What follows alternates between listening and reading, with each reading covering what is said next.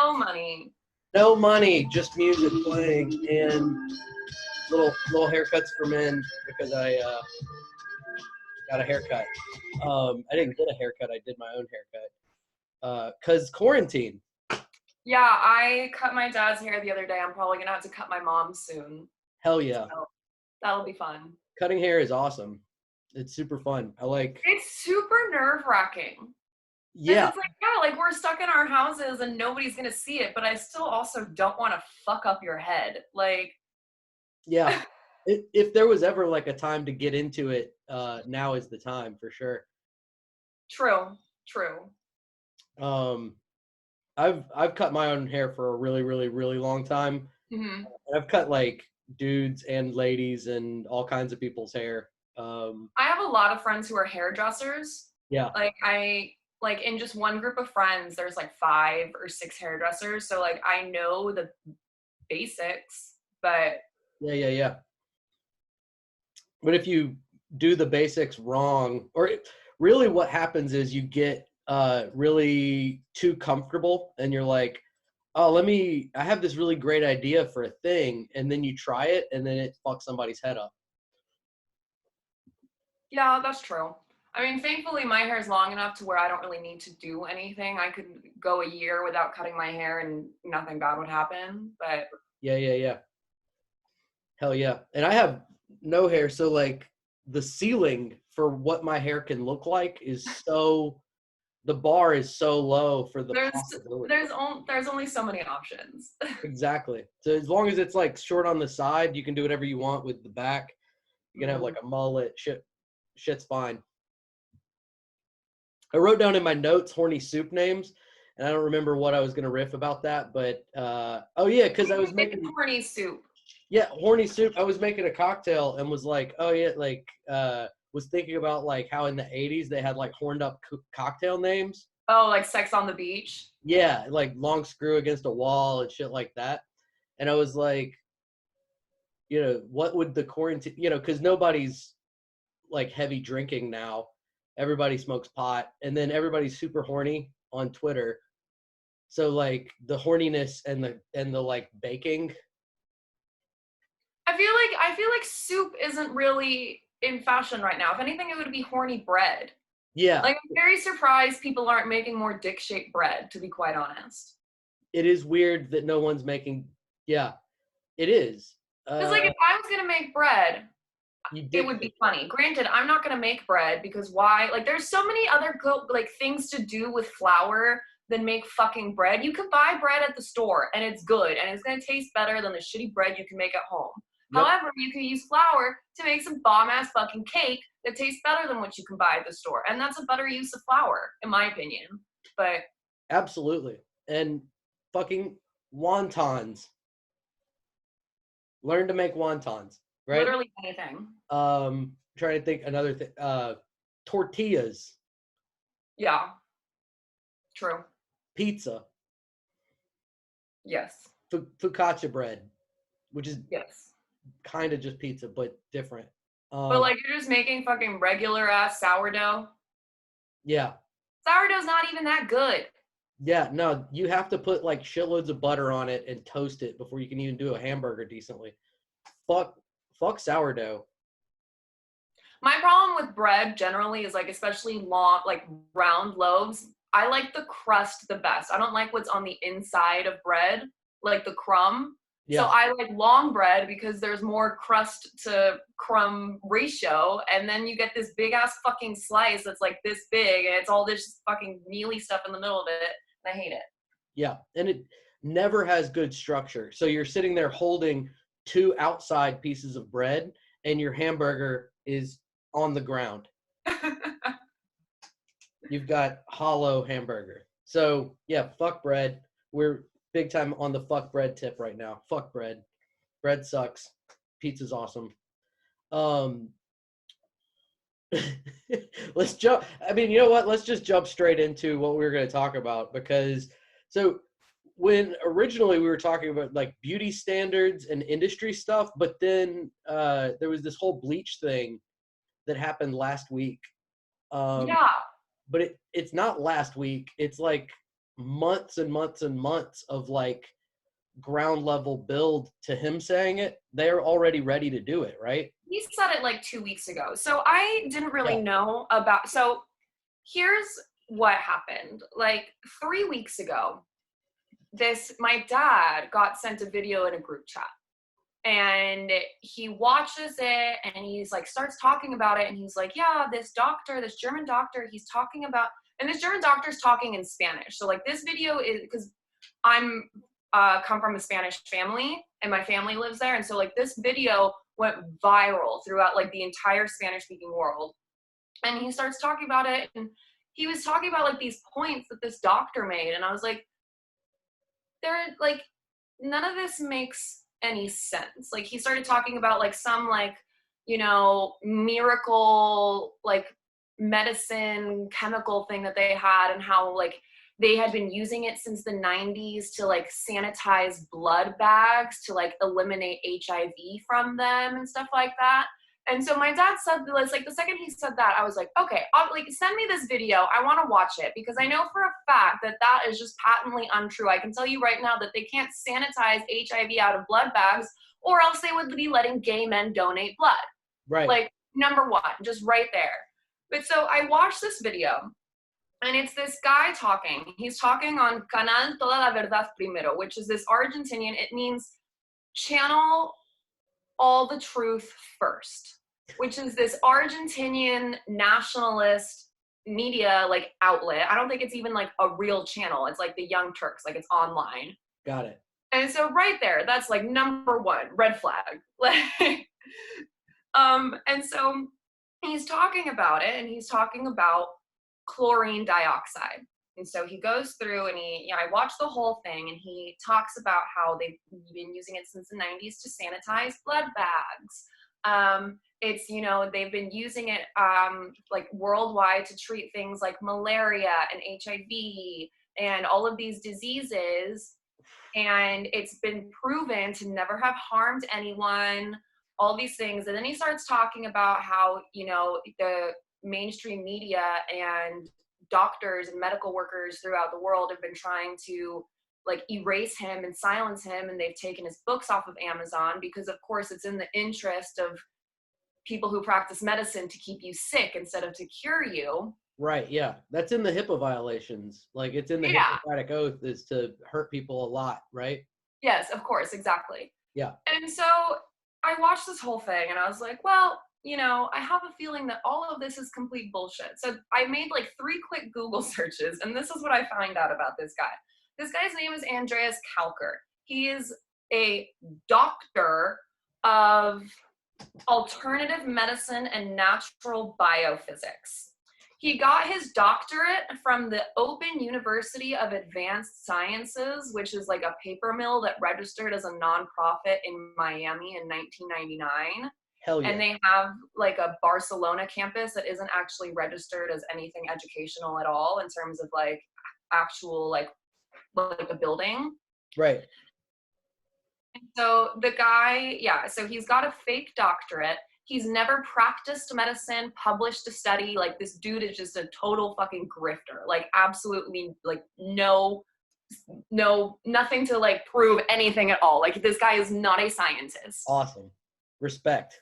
Yes.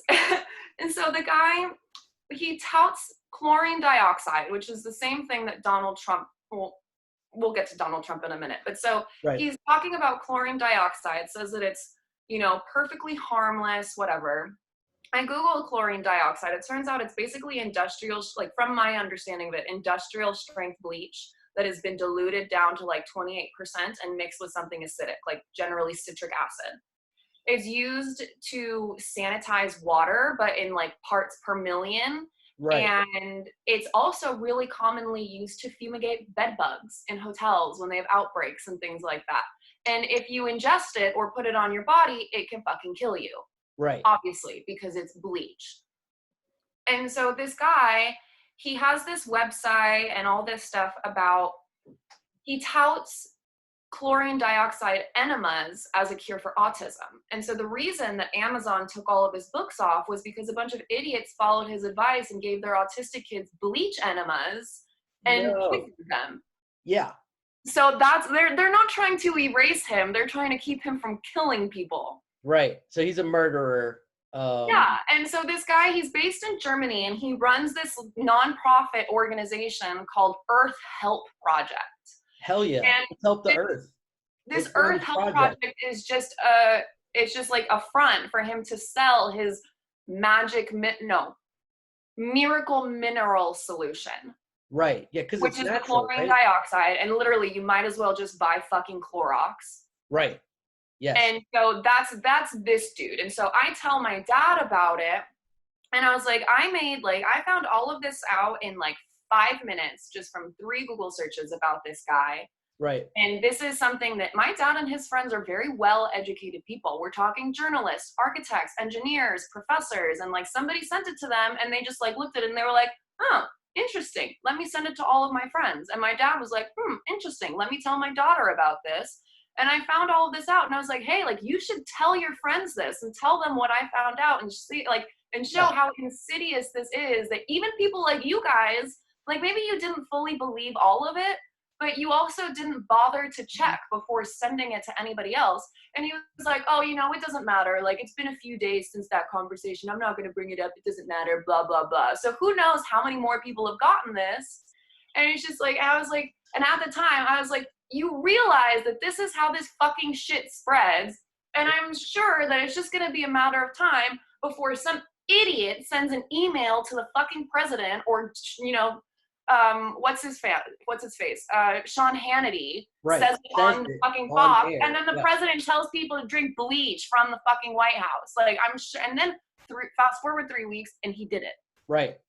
Yeah. And like, exactly. But the thing is, and that's like 11 days ago today that he said to drink bleach. Right? No, it's only been a few days. It's been like 3 days or something like that. That's okay. Yeah, that's what I thought. I thought it was recent, like last week. Yeah, it's been like 3 days. Just, time means nothing anymore. Right. Everything's like, because I was like, it was last week, but then you said 2 weeks ago, and then you said 3 weeks ago, and then I was like, wait. 3 weeks ago was when this whole like German guy read about it. Yeah, got it. So what happened was, so what I didn't know, I didn't look into it any further. I thought that this guy was just like a one and done dude. Right. It turns out that this is actually something that the autistic community has been dealing with and fighting against for a really long time. It turns out that there's like a whole network of these like pseudo-scientist grifter doctors like throughout the world that all are basically touting like this same idea. Like apparently it's very common, like bleach as a cure for autism. There's like a dude in Mexico who did it, and there's a guy named Mark Grennan who does it in Florida. And so his thing is different. He doesn't say that he's a doctor or a scientist. He runs this fucking front. It's called Genesis 2 Church. And so they're a church in Florida, and their thing is like chlorine dioxide is their sacrament. No. And so you go on their website, and they have like all of these like, like church services and seminars that of course you have to pay money for. And then you have to buy the sacraments. And then you also have to buy the sacramental guide where you donate like $100 a day and you get to go on like a fucking Zoom call with one of these assholes from this church, and they will tell you how to drink your bleach to get in touch with God and cure your illnesses. Right. And so this guy, Mark Grennan, last week, he and like 30 of his followers apparently have been writing to the White House. And I'm like, we don't know for a fact that that's where Donald Trump got this idea, but I don't think like, is it just a coincidence that this fucking grifter has been writing to the White House and making all of his followers write to the White House and say, it said, I looked it up, he apparently wrote to him and said that chlorine dioxide is a wonderful detox that can kill 99% of the pathogens in the body. And then Donald Trump, when he was on stage like 3 days ago talking to fucking Burks, and he was like, yeah, the whole UV light, and we can put that inside the body. And then he was like, and the disinfectant, it knocks it out in 1 minute. It's like, where did you get that idea? Like, yeah. So it was absolutely insane to me that like I saw this like one isolated case of like this German dude and didn't really think much of it 3 weeks ago, and now I was right. Like the fucking president is saying this from the White House of the United States. Did you Yeah. know, like immediately, like within 24 hours, there were news outlets saying like they like, I think New York City had 36 cases of people calling poison control and saying like, I drank Lysol. And like all over the country, people have been calling poison control and saying like, hey, the president said to do this. Should I? Like, thankfully, they're like one step above. They didn't just straight up drink it. Like they called somebody and asked. Right. But That's probably the plus side to the alienation of it, where it's like it's removed so many steps from the religion guys, the grifters. Like if they had like more direct contact with Trump, do you think, I mean, if they were able to like give him the whole thing and like he was able to be like more, I don't know, because he was, his language, like his speech patterns in general are always real weaselly. Like he knows later he's going to have to walk something back, right? So he always gives himself those like, well, maybe if you do this, then it might in a minute. Who knows, right? It's always. well, it's not necessarily even that he's weaselly. He says everything that pops up into his head, and he can't get through a complete thought.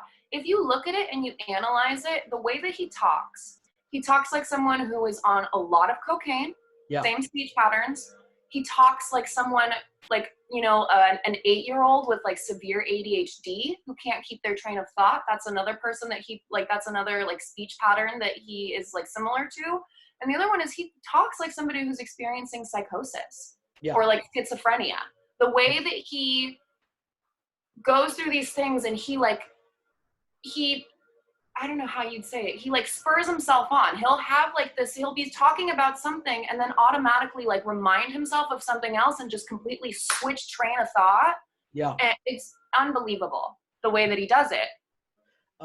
That part of it is late stage, so like very similar to late stage amphetamine psychosis. Mm-hmm. So when you're not using like high doses for a couple years, but you're on a low level of amphetamine use for a long time, like if you started in your 30s, you know, by the time you get to your late 70s, you have just that.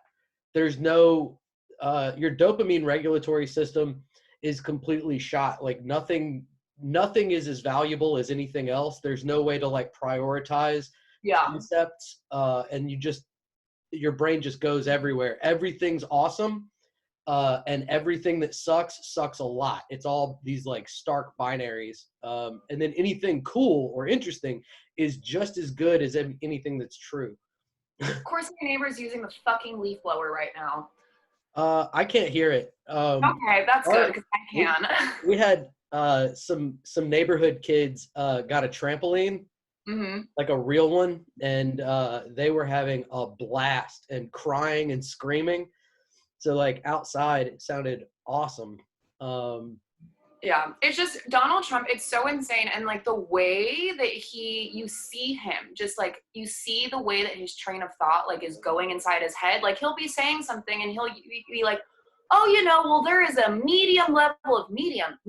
The mainstream media said this, and oh, the mainstream media, they were mean to me about Russia. So now he's just completely derailed. Like it's insane if you actually sit there and you watch like his press conferences all the way through. Yeah. It's that shit.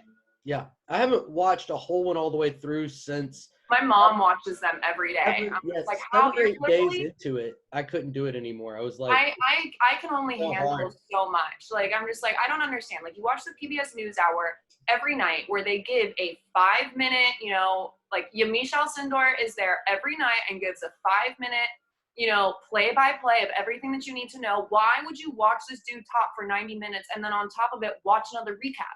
Like, right. Makes no sense. I don't have the tolerance for it. It drives me fucking crazy. I get like violent urges. Like whenever I look at Jared Kushner, I'm just like, I literally think that if he was right in front of me, I would wring his neck, and I don't think I could stop myself from doing it. Right. Like yeah. they provoke violence in me. It's really weird because I vacillate on Trump between a couple different things, and I think it's from like, I don't know about living through Reagan, but just digging deep into Reagan. And I get these like different kinds of emotions sometimes with Trump, where I'm almost like, just like with Biden, where it's like, this is fucking elder abuse. Like, this is a sick man, you know, like letting this be broadcast unfiltered is dangerous and it's messed up, but it's also not nice to him. Like, I don't think he's happy, you know, he's not having a good time. No, well, I mean, yeah, Donald Trump is fucking pissed that this happened because, like, this is probably the first time in his in his presidency where he's not having fun anymore, and Right. he's actually having to work. He doesn't get to go to rallies. He Nope. doesn't get to boo people. He Mm-mm. doesn't get to say lock her up. He has to stand in front of a pack of journalists for 90 minutes every day and actually talk about things, Yeah. And and they're, that's not fun for him. no, not at all. Not at all. And it's also really interesting because like the most combative journalists are just kind of dicks and they're not being like, get the actual question out. Like, if you know how he behaves, you could kind of sidestep into niceness to get him to like be on your side and tell the truth or like think a little bit.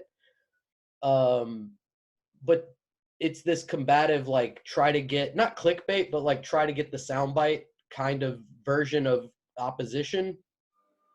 Yeah, Um, I mean, that happens all the time, and part of it is that journalists in this country have still not caught on to the fact that Donald Trump knows how the media works better than they do. big Like, time.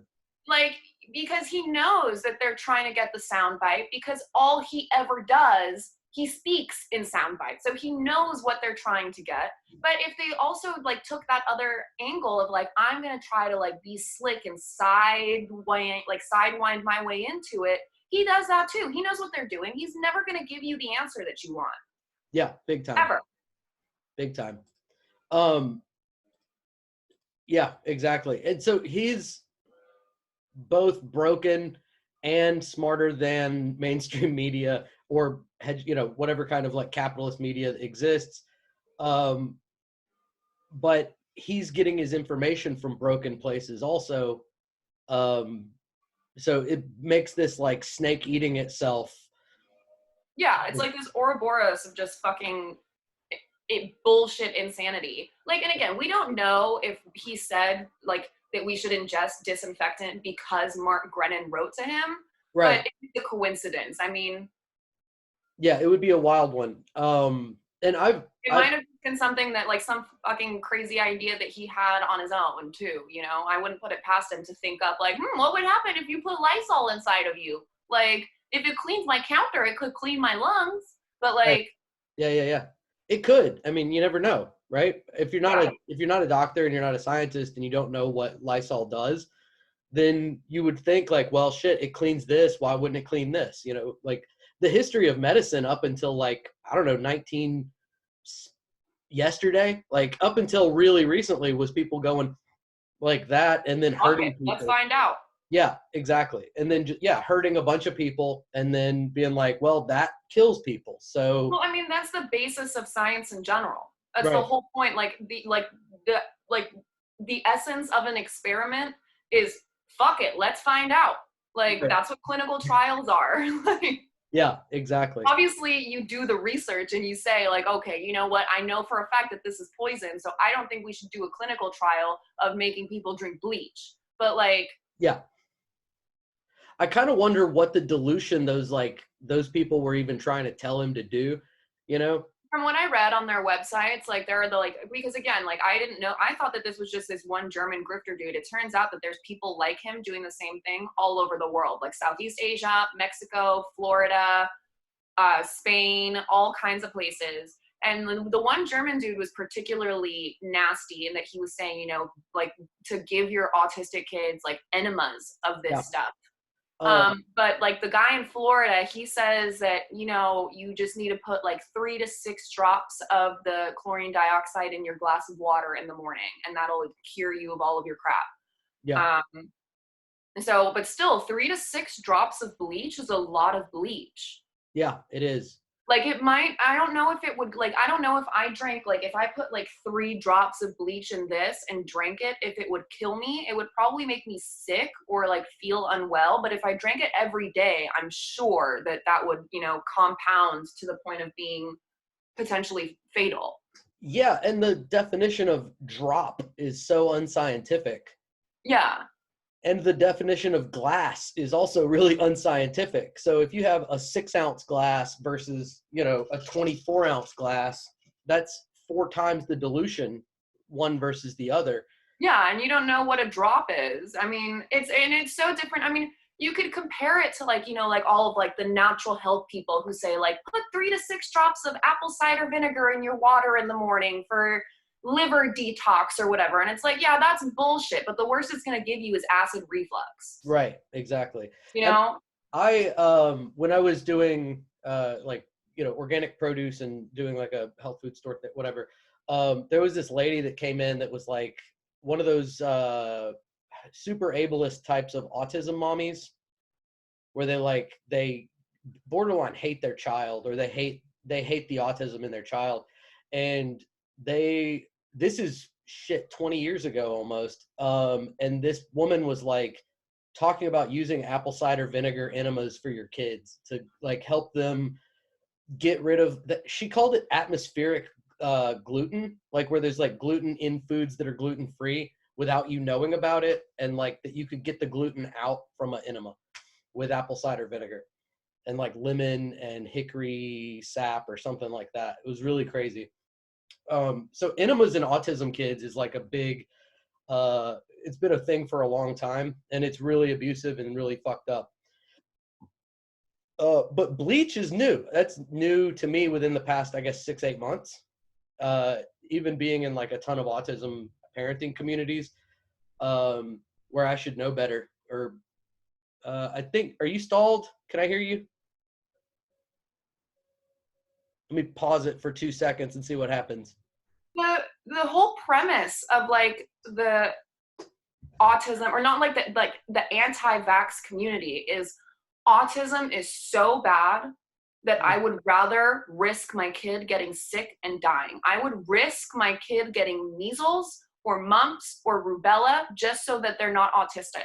Right. It's like, and like if you think about that, you think about like if being an autistic person, and like obviously it's not the only like facet about like your personality. It's not the thing that makes or breaks you, but it's certainly like a big part of who you are as a person.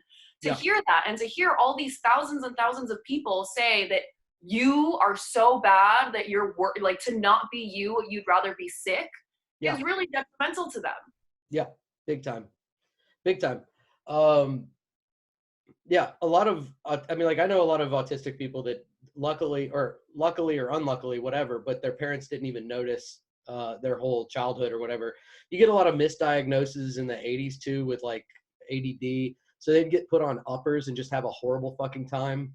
And then in adulthood, they'd figure out like, oh, I wasn't ADD at all. I just needed, so they get clean of all that stuff.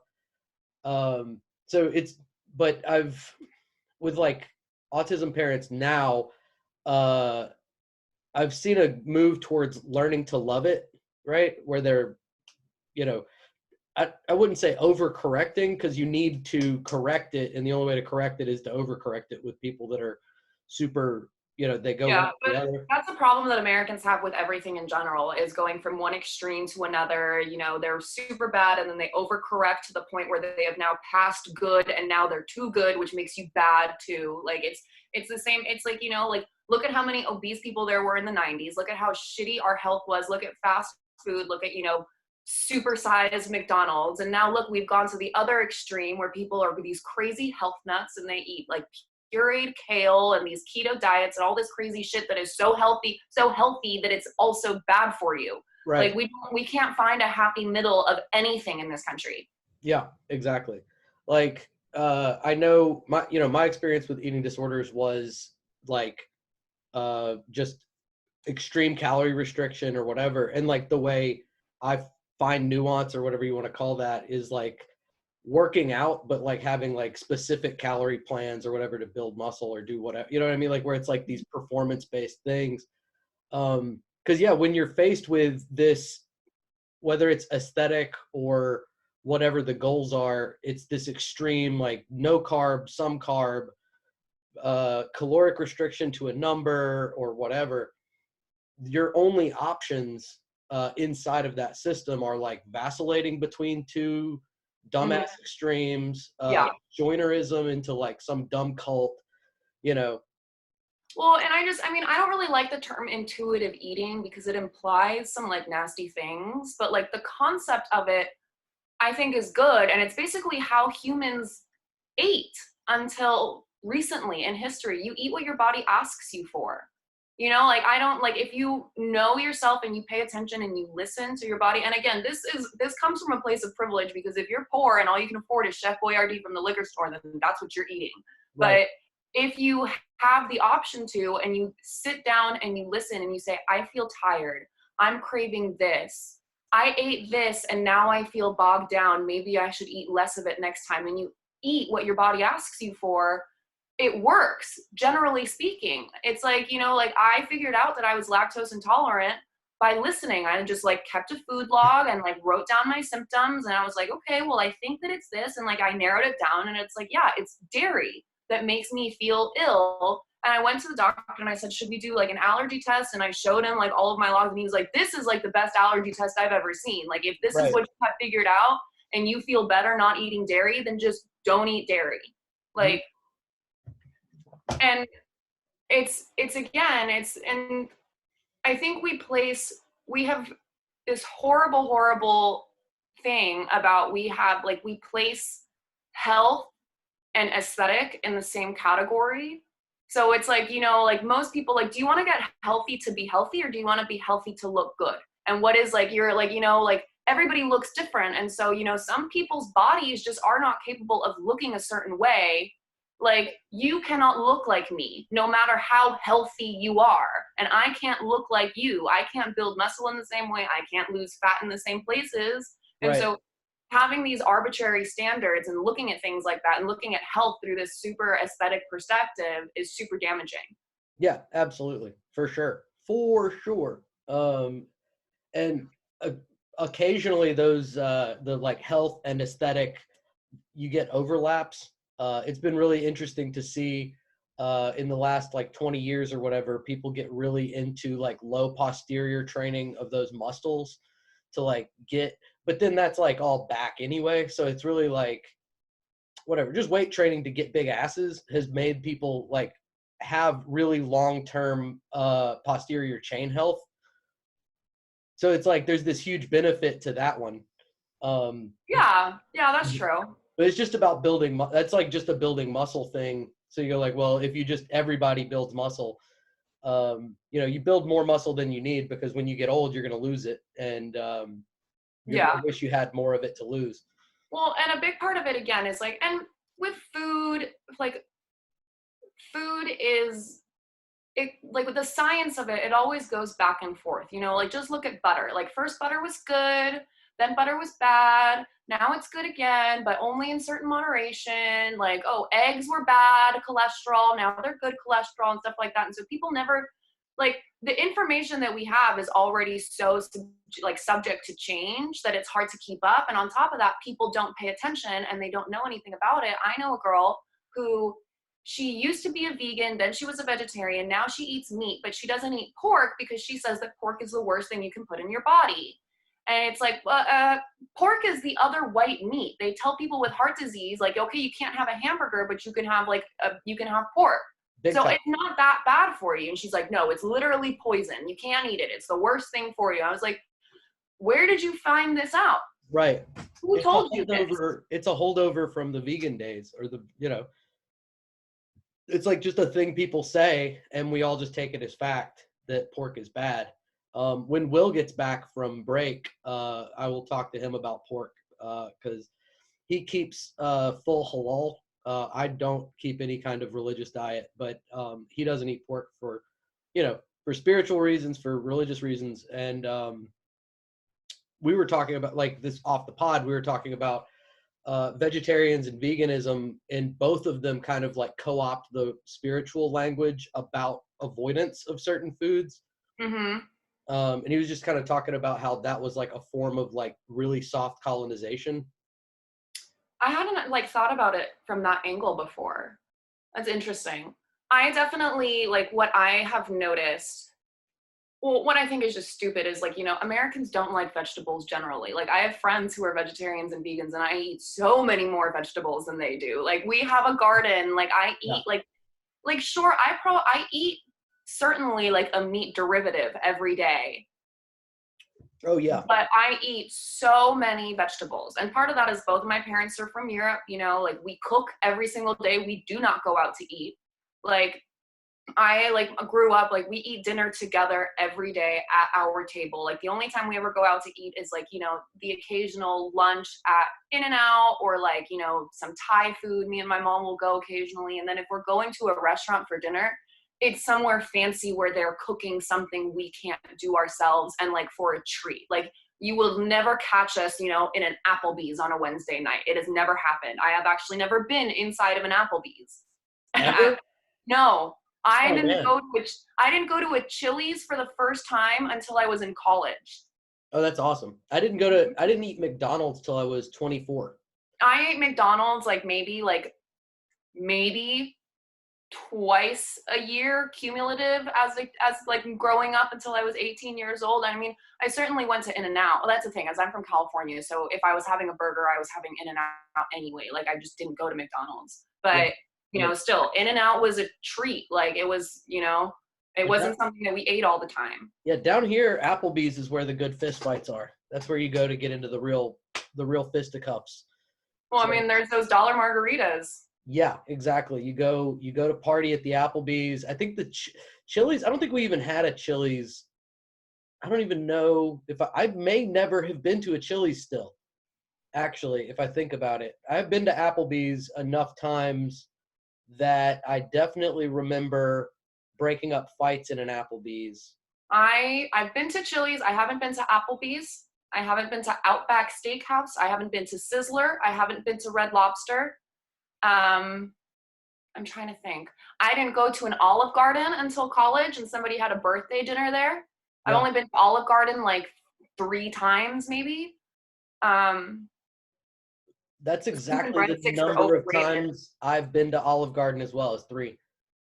The soup and breadsticks aren't that good. I don't know what everybody's so upset about, like obsessed with. I was all excited that they had an espresso machine, and there was one right by where I worked, and I was like, well, they'll make me 6 or 8 shots of espresso, because like the way their espresso pricing was at the time was like you get any espresso drink and then extra shots were no extra charge. Mm-hmm. So I was like, yeah, give me 6 shots of espresso, hold the In a milk. cup. Yeah, Yeah. just hold the milk. And so I remember that. Uh, and then one time for like some dinner, like a friend or something, and then lunch with a friend another time. So 3 times, yeah. Total no, Olive Garden experience, whatever. Um, yeah, but that is, like you said, that is a point of privilege. We are lucky to be brought up, in like a productive or like a healthy food culture. Yeah, well, and I think like something that I am super into now and that I was into in college was like buying whole food and making it stretch. Like from a money saving perspective, from a health perspective, and from a like environmental perspective, like like taking like the tops of onions that you don't like that you don't use when you're dicing them and like just putting them in a Ziploc bag in the freezer and using like the scraps that you peel off of carrots and taking all of that and saving it, and then you can make stock with it. And things like like I made soup out of some lettuce that wasn't like crisp enough for salad anymore. So I made soup out of that and it was really good. And like all these things, like I kind of experiment to Yeah, see like how far I can actually stretch like the money that I spend on food and how far I can stretch each piece of food that I buy yeah, exactly. and make it taste good. Yeah, Which again comes from privilege, but I feel like there is such a lack of like food education, like obviously food security, but with that food education in this country, like there are people who can't afford to buy good food, and we also like if they get their hands on it, they don't know what to do with it. right. Yeah, yeah, yeah. Or yeah, they'll like chop the part of the onion that they're going to use and then throw the rest away, Mm-hmm. like thinking that they just can't save it or whatever. Mm-hmm. Yeah, fruits are a big one. I got really into ugly fruit uh, when I was dealing in the like organic produce trade or whatever, because you couldn't sell it for the crazy inflated price because it's ugly, but I could take it and juice it and then put that in bricks and then but like sell it at basically at cost value to, families with kids that had food allergies and stuff. And like in hindsight, like I was just a dumb kid. I didn't know anything. I was just like, well, I'd figured out this one way to save it all and give it to somebody at a basically flat price, instead of just throwing it away. But like in hindsight, it's like, man, I could have probably not even juiced it, could have like kept it whole, used it for all kinds of stuff. Like collagen and a lot of that stuff that you throw away when you juice it is like great for soup stocks. Well, when I was in high school and I took anatomy, our anatomy teacher was like this crazy health nut. And she had us do like a project, like an experiment. It was this diet. I don't remember what it's called, but it was like hold on. If you give me a second, I can check on my phone. You want me to pause it, or do you want to talk about whether fucking Dobby would be bestiality or rape? I think I almost got canceled for that. So I think we'll leave that off, huh? Okay. I'll just hit pause for 2 seconds. Okay. Zoom. So like the main like premise of like this diet, I don't remember what it was called, but it was like popular in like the late 2010s, or I guess early 2010s. It was no meat. Okay. No carbs, like no bread, no potatoes, no dairy, no sugar, no juice, no alcohol, no coffee, no tea. Macrobiotic. Maybe. I can't remember. But I was sitting there and I was like, you have eliminated everything that I eat. And my parents were really pissed about it because like, so that the point was we were supposed to maintain this diet for 3 weeks, keep a log, see how we felt, report on it, all of that stuff. I was like, we're public school students. You cannot just sit there and say that we have to eat a certain way for a grade. Right. In a way that could be damaging to our health, because first of all, I don't think this is a good diet. You're telling me that I can't have fruit juice, potatoes, dairy, coffee, meat, like. What did they expect you to eat? Leafy greens, no pasta. You're basically like at that point you're basically left with water, unsweetened, uncaffeinated like herbal tea. All right. Greens, tomatoes, and whole fruit.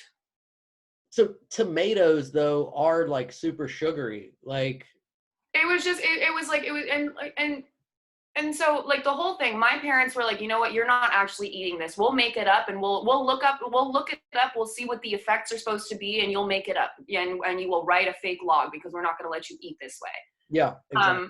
But like the whole thing was the premise was wrong in the first place because it's based on all this misinformation. They sit there and they're like, oh, you can't have any juice because juice has all this sugar in it. It's like, if I juice an orange for breakfast, that is objectively good for me. If I drink Tropicana, then I can understand where you're coming from. But just to sit there and lump it all together and say juice is bad for you, that's untrue. Right. Like, it's stupid. And to sit there and tell somebody who is a kid, who is a 17-year-old, and 17-year-olds aren't done growing. Right. Sit there and tell them you're not allowed to have basically any protein. Yeah. Oh, that's what it is. Vegetables and like legumes. Yeah. Tofu and stuff like that. But yeah, that's a macro. Yeah, that is I've heard that marketed as macrobiotic, and there's a 2-week on phase, like called like a ramp phase, where you do like a detox fast in some versions of it that I've seen written down. And yeah, you should never tell a child to do that diet. The long-term one, you are allowed to eventually start eating fish. I think you can get meat like twice a month. It depends because there's a bunch of different people and they're all trying to like sell their version of it and their book. But yeah, the big oeuvre of that diet's called macrobiotic, and it is fucking dumb. Again, just eat what makes your body, like eat what makes you feel good. Yeah, exactly. Eat what gives you energy. Eat what makes you feel full but not groggy. Like, I mean, it takes work and you have to pay attention, but if you listen, it does. I mean, it works. Now, to that point though, I've been having a little bit of shortness of breath, and I think that I should. I think I'll feel better if I listen to my body and drink just a little bit of bleach. Hey, I mean, that's up to you. Like, if you want to get closer to God by drinking bleach, then fine. Yeah, the neighbor's dog told me that it would actually be really beneficial. So, and he's had a lot of really good ideas about. I feel like Being, dogs are pretty trustworthy. Like, look at Clifford. yeah, And generally even speaking, today, yeah, Clifford, Snoopy, these are like, they've trusted got a pretty sources. good track record. Yes, trusted sources of information. Clifford and Snoopy, and Scooby Doo. Scooby Doo. The snacks are bleach, and he is a trustworthy dog. Yeah, So I need to that eat. checks out. I need to. So I'm gonna bleach my asshole with an enema, with an enema to cure my autism, and because it's a thing that's affected my life negatively, and I definitely am not a better person or happier, and I definitely don't love that I have it. So I'm gonna bleach my asshole in the form of an enema, and then I'm gonna make a big sandwich. Um, anything? Do I need to dance on a house or anything? Is that good? I don't Or know. I that's think you might be right. set with just like the enema. The enema sounds good. I think we'll do the enema. Do I need to tell Q about it? Is that like a part of it? Is to be in the QAnon thing? Like, do I I need don't to know. talk? I don't know how any of that shit works. I don't pay attention to them. I actively have chosen to not know anything about QAnon for my own emotional health. Like, I literally don't know anything about any of it. Good. Okay, good. The easiest thing to do is to not know anything about it, and the only thing you need to know is it changes so fast that you're not missing anything. And if you miss, like a lot of them that are really into it, if they miss 5 minutes of it, right? They miss like one little part changing, they'll break into factions of people that disagree on some interpretation. So it's so wildly speculative, and like it's like reading tea leaves or whatever, except Trump is always good. That's a big part of it. He's always I good. see like some fucking thing trending on Twitter, like some nutso batshit crazy shit that they're talking about like once every 3 days. I'm just like, huh. Well, that looks fun. Keep scrolling. Right. Like, Yeah. Yeah, it's bonkers, and generally it involves like some dude in the military saying a word that doesn't make a lot of sense in context of the sentence structure in which he was trying to say in real life, and then mhm. them mean taking that to then mean that he is in on it, and now they've like follow his entire social media history and take stuff he said out of context to mean that like um Trump's fixing everything somehow. I don't like it. That's basically the premise. Is it's like slash fic, like to tie it back around to the Dolby and getting canceled. So sucking off, if Hermione sucks off Trump, it is bestiality, I think, and I don't think Trump can consent because he's cute. Okay. So just to tie that all back together Makes sense. into a Makes sense. neat little bow. I think I've got it. Yeah. So don't drink bleach. Don't suck off Trump. Uh, Don't put anything. bleach in your butthole or your Don't kid's butthole. actually got it in the butthole, but I can put it on my butthole, right? Well, that's a different kind of bleach. Okay, good. That's hydrogen peroxide.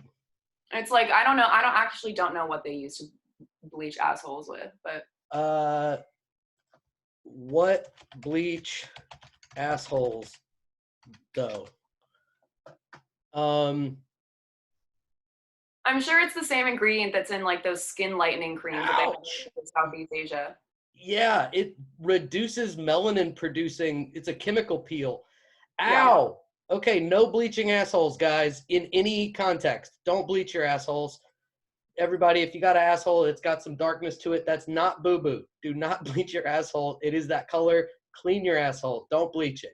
But that just ties right into like what we were gonna talk about initially anyway, which is like how insidious the fucking beauty industry is. It's fucking gross. Yeah, it's super fucking gross. And that also makes it so you believe stupid shit people tell you to do, because you're like, well, I used a chemical peel on my asshole and I'm alive, so.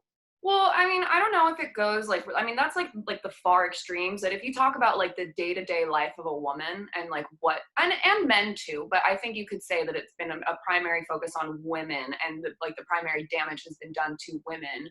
It's actually really insane. Yeah. Like, as you sit there and like, again, this conversation is really difficult to have because like you want to knock the industry and like the people who are selling us and like marketing all of this crap to us without knocking like the individual user, because we exist like in this, and the individual consumer, Yeah. because we exist in this system, and it's like, you know, I want to feel pretty, so I'm going to wear makeup. But the whole like the damage that it has done to the self-esteem of women, like I think like obviously like women have had a rough time with like self-esteem and image and you know, perception of like their worth related to their, you know, aesthetic whatever value, I guess you could call it, Yeah. has always been there. But I think with millennial women in particular, and I don't know how it's going to affect like Gen Z or Zoomers, it could possibly be even worse. Yeah. But I'm a millennial, and growing up, being the first generation to grow up with the internet and to grow up being bombarded with this stuff 24 hours a day, 7 days a week, during your entire like formative years, has been so damaging to like our collective self-esteem. Like it's insane. Yeah, big time. I think, oddly enough, I don't know, I don't want to lump Zoomers all into one thing, you know, and I definitely don't want to do the same thing to millennials. I think Zoomers are going to have a better, or what I've seen is they're having a better time with it, and they're a lot more, I like aggressively body positive about what they are and like what they think hot is, you know? Yeah. But what I think is really interesting about it is, you know, again, all of these things, like anything that is like beauty related is a product. It never comes from like, you know, it's never, when you talk about like beauty, you're not, you know, companies aren't sitting there and telling you, look in the mirror without makeup and like name 5 positive things about yourself. They're telling you, like, it starts off as an industry that is like specifically designed to prey on like the self-perceived inadequacies of women, like what I think is wrong with myself. And so it starts off like, I would say like, you know, when it gets like when it really takes off, like the 60s, the 70s, the 80s of like this whole, well, and even further back than that, the 40s, you sit there and you're talking about, you know, thin lips, women need to look like this, you need to do this, you need to look like whoever's on Cosmo to be beautiful. Yeah. And now they've realized, like after, you know, second wave feminism and after everybody burned their bras and all of this stuff, like women were like, I'm tired of this. I'm not going to tell you that I'm not valuable if I'm not pretty. And Right. now they've shifted the angle to continue selling you stuff. But instead of saying you're ugly and you need this to be beautiful, they're saying you're beautiful and you can be even more beautiful and empowered by putting on makeup for yourself, not for men. Exactly. And so they've found that they're still selling you the same shit, and they don't care about whether you feel pretty or not. They care about the fact that you're buying eyeshadow. Right. Because yeah, like makeup can be a form of art, and it can be meditative and fun and, you know, create a creative outlet, and it can make me feel good when I put it on. But in the end, it's still a big fucking scam for me to give Pat McGrath $150 for an eyeshadow palette. Yeah, exactly.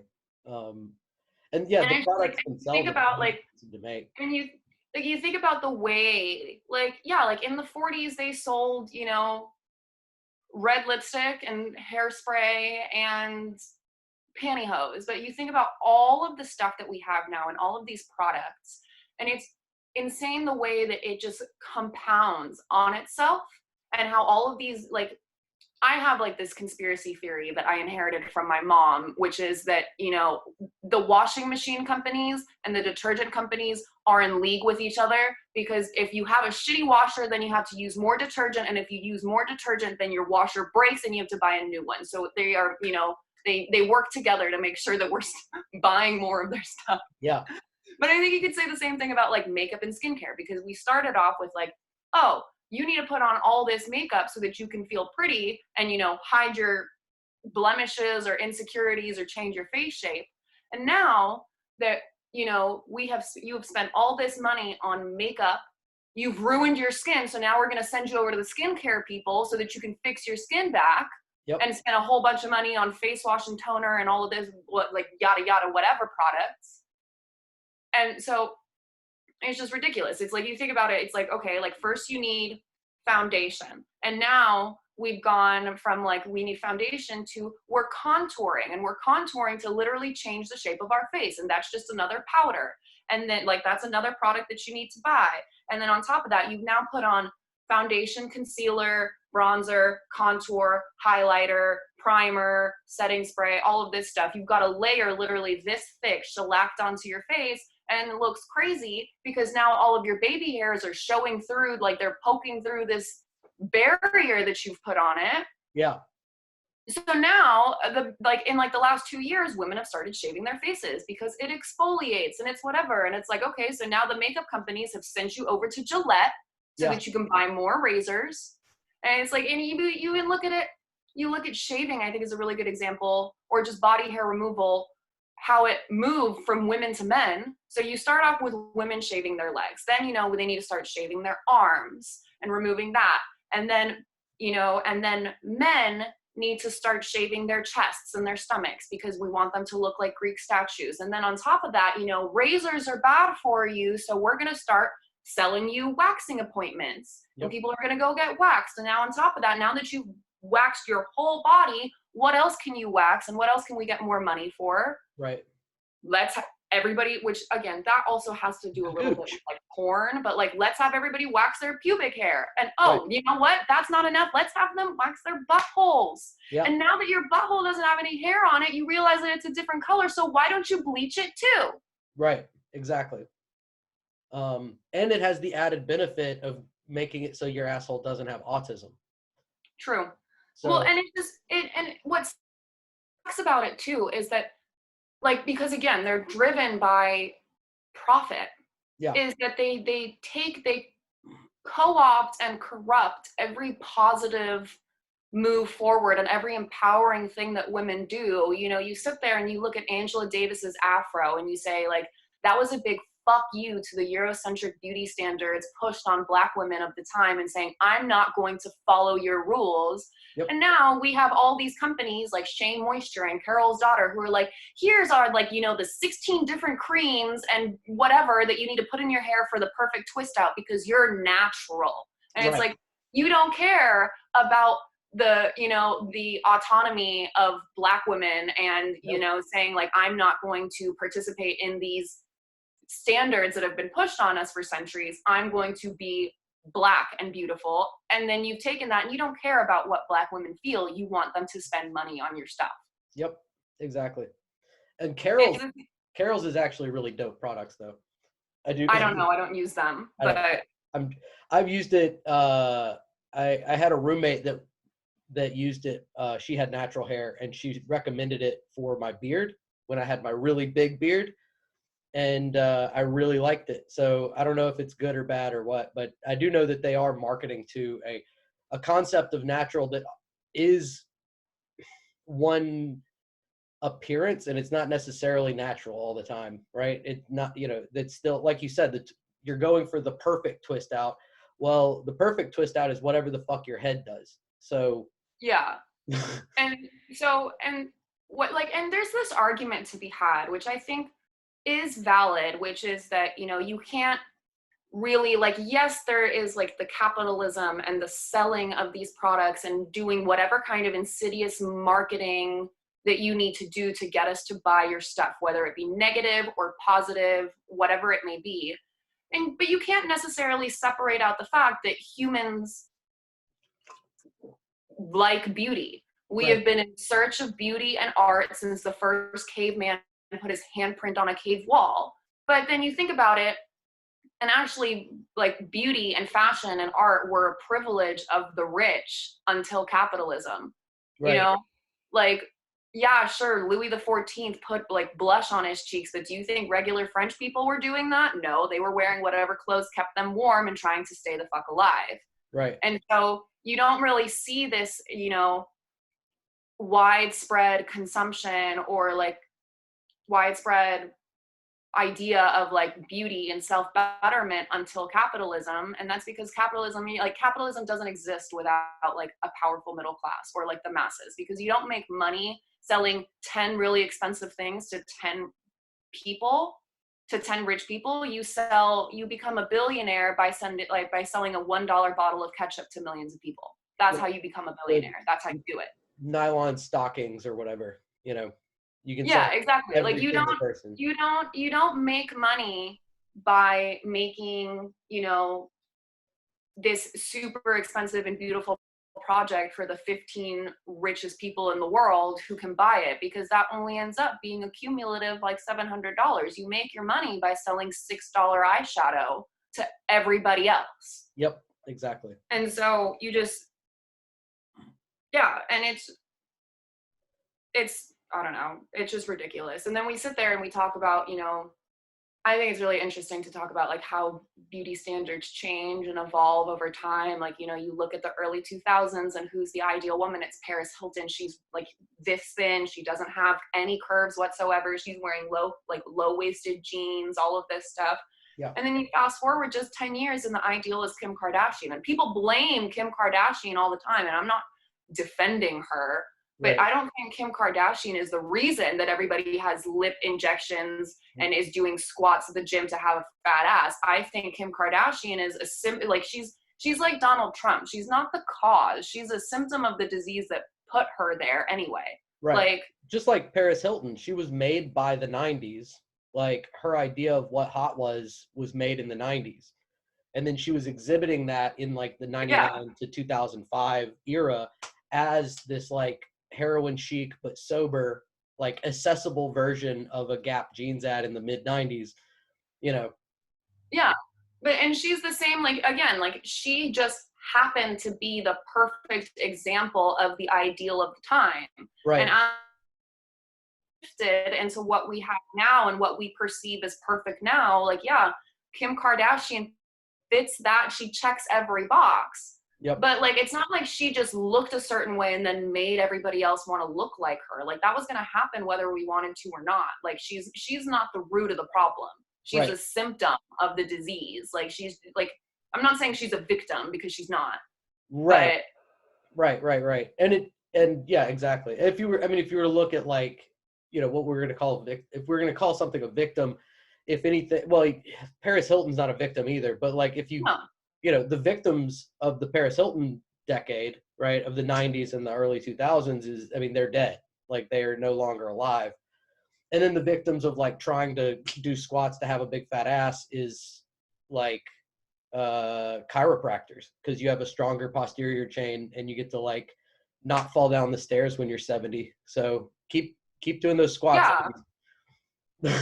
It's just, and it's this copycat effect. And what I think is super insidious and super crazy is that, yeah, we've always had like an ideal that people aspire to, but generally speaking, humans have been aware up until recently of the fact that like your face is your face and there isn't that much you can do to change it. Until a couple of decades ago with the advent of injectables, Botox, plastic surgery, all this kind of stuff. And again, this isn't a knock on the people who do it. If you feel great and you love having full lips and you want to put some fucking whatever it is, not Kybella, whatever injectables they are, like if you want to put some stuff in there and feel beautiful. Collagen, and yeah, there's stuff that can make you make collagen too. And if you want to do that, let me pause for like 2 seconds because I got to use the bathroom. And I'll be right back. Want to do that and you have the money to do it, then by all means, go for it. Feel good about yourself. I don't care about you, but I do care about these fucking ghouls with all these millions of dollars who sit in a closed room and think, how are we going to get people to spend more money? We're going to tell them that, this perfect face is attainable and achievable by injecting yourself with a bunch of shit, which is, again, like there's these standards and like what we call like Instagram face. All these Instagram like influencers and models and travel vloggers and whatever who all look exactly the fucking same. And like you cannot tell any of them apart. They all look exactly the same. And it's like, we all want to look like that now because that's achievable now. If you have the money to do it, you can look just like them. You can you can literally inflate your face to the point where you don't have any distinguishable features anymore. Right. And you look like a real doll or like a sex robot. Yeah. Which, like, again, if that's how you want to look, then that's fine. You can look that way. But I would definitely, like, from my own standpoint, recommend, like, examining why do you feel the need to look that way? Because I Right. don't think humans did. Like, I mean, I personally enjoy the fact that my face doesn't look like everybody else's and that your face doesn't look like everybody else's. If we all look the same, then Yeah. everybody would be boring. You wouldn't be able to tell who was who walking down the street. Yeah. Like, what is the point of, I don't Um, know. yeah, I think that's that like fear. It's a weird trying to like compare the kind of biological desire to have symmetry or whatever in a face versus the social pressure to have the exact beauty standards of everybody else. Um, Yeah. But Comparing and you know that's really hard. what's so funny? What's so funny is that you look, and we always talk about how symmetry generally is what makes a person beautiful.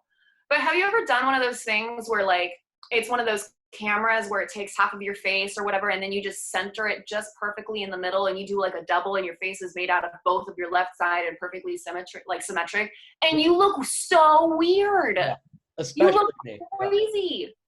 Like, yeah.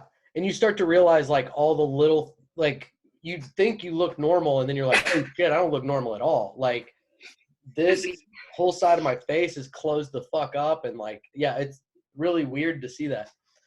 Um Well, it's like I have Tom Cruise teeth. If you look at me, like one of my front teeth is like right underneath the middle of my nose. Like oh yeah.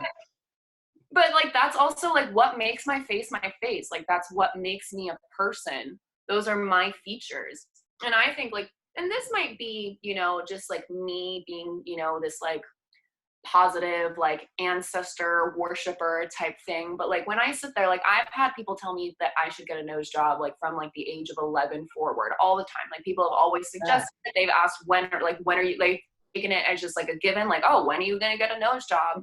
And when I look in the mirror, like, yes, I see me, but I also see like my dad's eyes and my mom's lips and my grandma's nose. Like if you look at pictures of my 93-year-old grandma when she was my age, like there's this one picture that like we have, it's basically the same picture taken like 80 years apart where we're standing and we're at the same angle and it's literally the exact same nose. And so for me, it's like she gave me this nose. This is her nose. This is a piece of her that I'm going to wear on my face forever. Why would I want to get rid of that? Why would I want to change it? Yeah. Like, which Exactly. again, that's just me. That's my perspective. I'm not judging people who want to change their faces. Like I don't. But I do think that it's worth examining why we want to in the first place and why we decided that like you need to get preventive Botox to make sure that you don't even form wrinkles. Yeah, the eye thing. I've worked for, companies that do that kind of stuff. And it is crazy how young they try to figure out what's the youngest we can start telling a person that they need this before we start losing money on this part of teenage existence, right? So like 22. 22 is the youngest person I know with preventative Botox. Yeah, that's about where people think it is right now, because you get that 17 to 21 never gonna die, right? So you have that kind of makeup sales. Yeah, and then you turn 21, you have a crazy year, and then you wake up on your 22nd birthday and you have a hangover and your skin looks dry and you're like, oh shit, I'm getting old. Yep. Like, Start to see like a line or something. Yeah. yeah, exactly. And it's just, I don't know. And I don't want to sit there and say like, I like, it's hard for me to really kind of examine it because I sit there and I say like, yeah, like all of this, like I have thought about it and it's pretty blatantly fucking evil what they do. Like, just like everything. Right. But I also like, am I just not gonna buy hair products anymore? Like, am I never gonna put makeup on again? Like, I still wanna, like, it makes me feel good. I like how I look when I wear red lipstick. So how do I wrestle with that and decide what I'm going to do or not is something that I haven't quite figured out yet. Yeah, and I'm on the other end of the spectrum. Like I started to gravitate towards just like using bar soap and not using eye makeup, like not using makeup of any kind or whatever. But it's like thus the next rung on my ladder is so far away that it's not worth reaching. It's like just be what you're. So that's the other thing where it's like, well, for some people that next rung may be like 4 minutes of skincare in the morning or whatever, whereas for me the next rung is like may as well be Yeah. surgery, you know. Well, my mom, I was talking about this with my mom the other day actually, and like she was young in the 60s, so she remembers she was talking about how she thought it was so interesting how like the feminists of the 60s, and like she used examples as like Joan Baez and like Janis Joplin, who just went up on stage with no makeup on and, you know, did their hair, whatever. And it's not like they just didn't want to use makeup, or they said, you know, I don't need this. This is bullshit. I don't want it.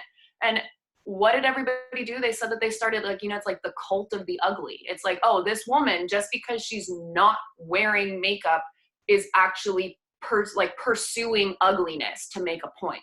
Right. Which I think is so, like, I think that's so stupid. Like this idea that if you're not reaching for beauty, you're automatically reaching for anti-beauty. Like, right. Yeah. I think that goes back to the like CIA co-option of like Gloria Steinem and like using people like controlled opposition in that way to like give meaning to things that aren't supposed to have meaning, and then it makes it, well, no matter what you do, you're still striving, and we can still sell you that striving, right? Yeah. And I think I think more than anything, like what really does need to be examined is like none of this, like this whole conversation doesn't exist if humans realize, like if we as people realize that like our worth doesn't come from what we look like. Right. Which is hard to, you know, we're literally biologically designed to look for like our best possible mate, which includes being an attractive and symmetrical person. But right.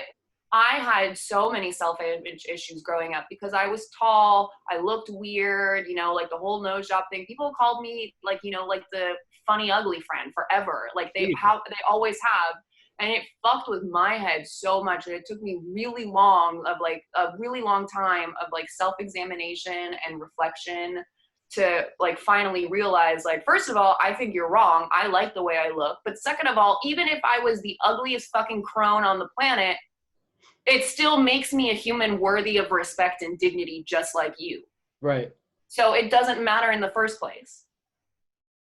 Like, yeah, I think it's like an interesting, you know, part of that is nuns and monks, actually, like religious nuns and monks who like their devotion to God and their devotion to good works and things of, you know, more substance, at least like in their head, literally does actually make them pursue ugliness.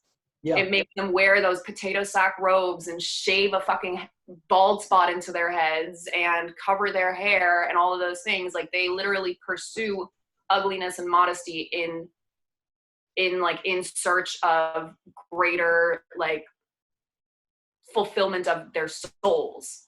Yeah. Which we don't all have to do. I don't think you have to be ugly to be good, but no, of course. And I think, you know, I mean, for a long time, of course, like I would try to be intentionally ugly to like make my, you know, my jokes about cum funnier, you know, or whatever my, you know, my life's work is, if you want to call it that. So because it doesn't have to be God, it doesn't have to be good works. It could just be like whatever your version of work and value is. Yeah. And I don't think like the two are mutually exclusive either. I think that you can post a thirst trap wearing a shit ton of makeup one day and then the next day take a picture of you on your bed eating Doritos with like 8 chins. Like, yeah. Exactly. Like you can be both. You can do both. Like, I don't know. It's all very insidious and gross and damaging and makes people feel bad about themselves. And I don't know how to fix it. If I did, I would be a millionaire because they would have paid me to fix it by now. But right. Well, actually, do you think there's money in the cure, or do you think the cure is just eschewing it with purpose? You know, like just do you with purpose, and that'll fix it. And there is no money in the cure. There's no money in the cure of anything. If we solve our problems, then there's no, you know. Yeah, there's no constant wheel. You know, beauty industry doesn't go burr anymore. Yeah. Yeah, that's really interesting. For sure. I would like to have you on again sometime. We had two topics, so we split it up a little bit. So, we maybe kind of like stepped on one of the topics to jump into the other, or we maybe finished both, who knows. But yeah, have you I again. think they're pretty tied together. I mean, like you take beauty and then you take beauty and health and, fucked Wellness. up autism mommies. Like it all ends up tying together. Big time, big time. Yeah, I But think they were tied together for sure. So yeah, hell yeah, it was nice to have you on. This is episode. I don't know what I'm gonna stop remembering the numbers now because I've done enough of them that I can stop remembering. Um, I'm gonna hit music so that if something goes on while I'm saying goodbye. And Poppy, yeah, do you have any plugs to get out? I can turn the volume down so you can do some plugs. no. Follow me on Twitter. Get me to 1K before Ghoul. Yeah, I'll put your at I'll put your at in the description. Okay. Yeah, follow me on Twitter and don't cancel me. Yeah, I think you're uncanceled. I think we're both uncanceled. Bye, Okay. everybody. Bye. Cool. And stop recording.